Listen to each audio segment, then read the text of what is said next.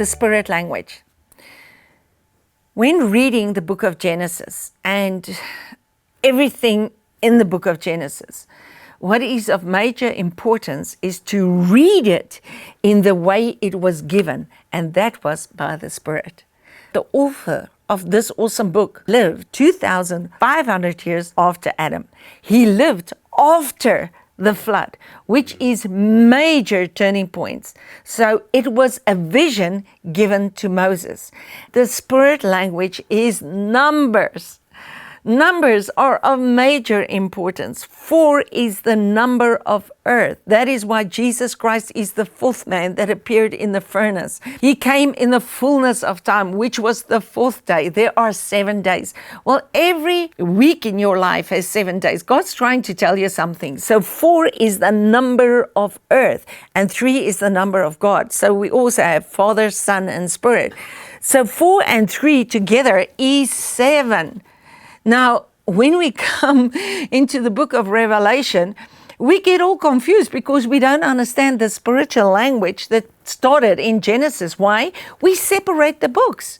We get stuck into the life cycles. We must read it as a unity.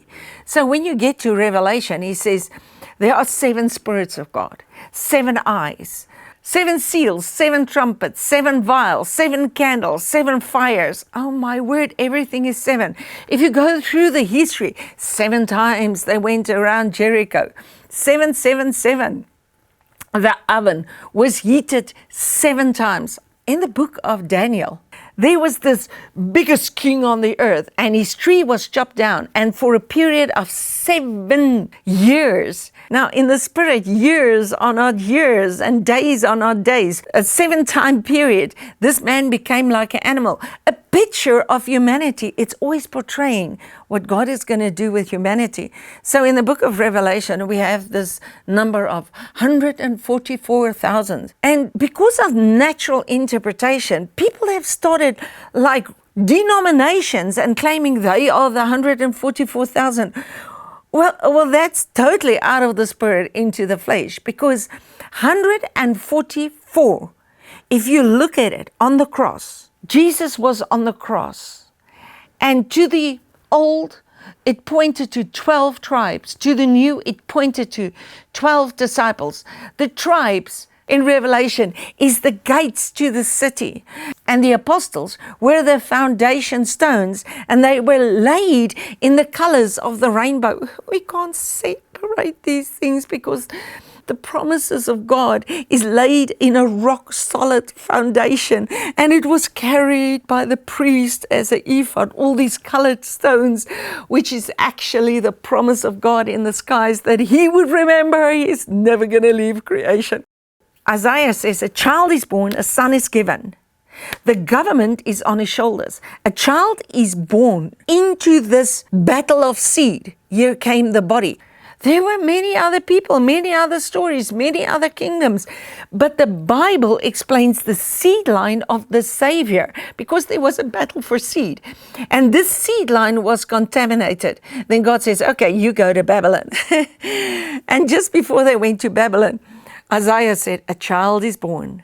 A son is given, revealing the day the heavens opened up and the voice from heaven came and said, this is my son, today I have begotten you. And he says, the government is on his shoulders.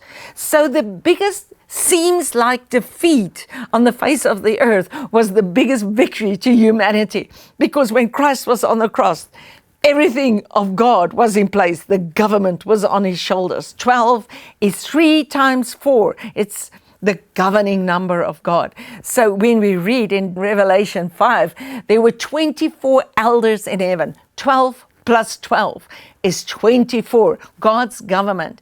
And 144,000 means 12 times 12 times 1,000. 1,000 in the Bible is not 1,000. It means perfect. So it's 1,000 years. It means a perfect time. In the book of Revelation, it says Satan is bound for 1,000 years. It doesn't say there's a millennium or 1,000 years peace reign. It says Satan is bound for 1,000 years. So everybody is looking, when is this millennium going to be? And doctrines have been so warped because we do not understand the spiritual language. So from Daniel, there was an image of a man, which was a statue, which was 4 kingdoms. Now, this 4 kingdoms came in succession, and never was the legs of this statue broken up. I had to write exams on these things. This is why this is so important for me. We can't go that way anymore. It's time that we have a fresh understanding on the book and the purposes of God. So there is no 2,000 years and then all hell is going to break loose on earth and then it's 1,000 years. No. All this was finished in the time of Rome, which is the 4th kingdom of the statue. Jesus Christ is the 4th man, and Rome was the 4th beast. But Jesus Christ was 4 beasts in one that was revealed as the heaven was being prepared and revealed what was prepared on earth. The 4 faces of God that was on wheels within wheels, which is cycles and times. So right from Genesis, you cannot separate these things. The 4 faces was a man, an ox, an eagle, and a lion, which is Noah. God had to start with a man in fallen situation. That's why Noah revealed his nakedness. Then it was Abram. And then it was David. Abram was the ox, David was the eagle, and Christ was the lion, which became a lamb. The first well that Abram dug, he called it Beersheba. And there he offered 7 lambs. And Beersheba means the well of the 7th oath promise of God. The gospel was preached to Abraham. He believed it. But the well that Abraham dug was a picture of when Christ is going to come. It will be for all people from the beginning right to the end. It was not just for the people after the cross. Because when Jesus died, he went down and preached to those imprisoned in death. The well that Abraham dug was for everybody. What? Jesus came and said, I'm the God of Abraham, Isaac, and Jacob. Abraham was long dead. He said, I'm the God of the living, not of the dead, because he reckoned Abraham as living. But after the cross, he says, I'm the God of the living and the dead. When heaven opens up, there were uncountable number of people. So there's 3 ways. I think there's more ways, but 3 major patterns in which you can read the Bible. You can get stuck in the history because the Bible stories actually happened in real physical history. Now, there are doctrines that say there was no real Adam, there was no real Eve. Well, if there was no real Adam and there was no real Eve, then there can't be a real generation that followed them and a flood. Because the whole story before the flood was the generation of a real Adam, which came out of the garden. But it is a spiritual revelation story. Adam was not the only man created. In the garden, there were other trees. Trees are people. Rivers are provision. Numbers are time periods and realms. And these are all set in Revelation. So if we go through Numbers, 1 is God. 2 is agreement. So there were 4 rivers in the garden. 2 we know and 2 we don't know. So there were 2 in heaven agreeing and 2 on earth agreeing. But in 1 Thessalonians, we read there are 3 in heaven agreeing and 3 on earth agreeing. So there's a progression. Genesis called it in the procession of time. It grows and its revelation grows. As time goes, revelation grows. 4 is the number of earth. 3 is the number of God. 5 is the hand of God extended. This is why Revelation is literally the hand of God extended that Isaiah preached about. He said, God did this, but his hand is still outstretched. This is the hand of God in Revelation. The head, the body, and the kingdom, the dwelling place. How he accomplished it and with who did he deal with? How he accomplished it works from Babylon. Seals, before the cross, trumpets after the cross, and vials one day on the temple. Who did he deal with? The dragon, the beast, and the false prophet. Who was the dragon? Satan. Who was the beast? The image of the worldly kingdoms. Who was the false prophet? The system that was going to bring forth the Christ that turned into a harlot. Revelation 17. These are all pictures. We cannot change it. 10 is the number of complete. 1,000. 10 times 10 times 10. A cube. It's as long as it's wide as it's deep. Paul says, I pray that you will understand the length, the breadth, and the height.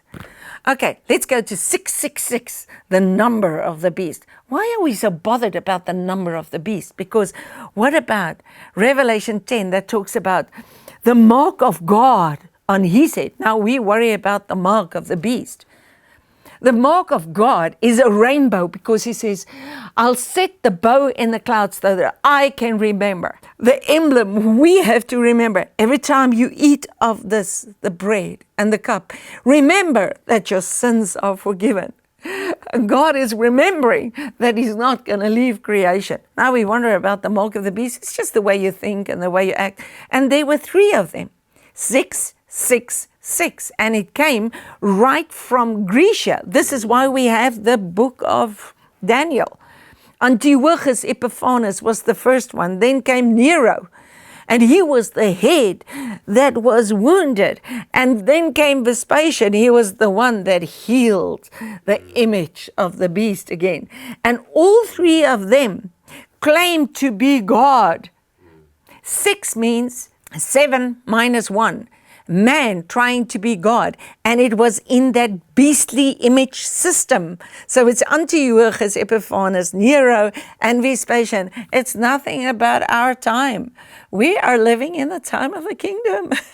It's totally a different time. And we can see all this by the visions that were given and the principles set down in Genesis. So from Genesis right through the Bible, in the procession of time, there's a progression in revelation. Trees are people. I see men as trees walking. Jesus prayed a second time. I see men as men. There's no trees after Christ, because if you're a tree, you can be uprooted. You can't mix the old and the new. This is why we need to understand Genesis and the spiritual language. What? We are now engrafted in him. He is the son of David. David said, I'm a tree replanted in Eden. My sins are forgiven. And, oh man, this is so awesome. Colors are also part of the spirit language. Blue is heavenly. Purple is royal. White is clean. Black is dark. Green is grow. I mean, everything in the word has meaning. You know what he says in Revelation to the whole church? 7 times. If you can hear what the Spirit says. If you can hear what the Spirit says. But just before John wrote it down, he says, I'm your brother in tribulation and the kingdom. And the voice is behind us.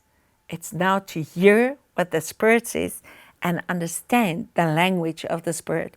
Because if you do not speak a language, you do not understand what the people say. So simple. The Spirit is a well on our inside, and you can know it.